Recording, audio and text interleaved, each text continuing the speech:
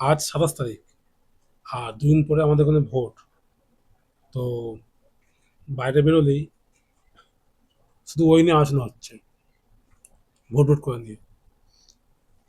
তো যে সরকারই আসুক, আমাদের মধ্যে কি কোনো পরিবর্তন হবে? হুম? হবে কি? হবে না। আমাদের সেই প্রতিদিন সকালবেলা করে যেতে হবে কাজে। সেই রোদে পুড়ে কাজ করতে হবে।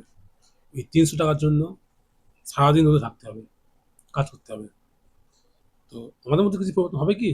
হবে না। যে সরকারই আসুক, আমাদের কি কোনো পরিবর্তন হবে? হবে না। তো সেসব নিয়ে মাথা না ঘামানোই ভালো। দেখা যাবে, যে যা আসুক, কি হয় দেখা যায়।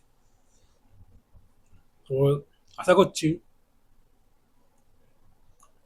যে সরকারই আসুক, আমাদের কিন্তু সেই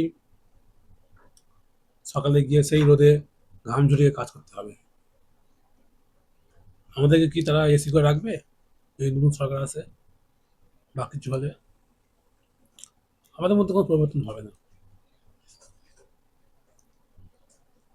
দেখা যাক কি হয়, যে আদৌ কি কোনো পরিবর্তন হবে।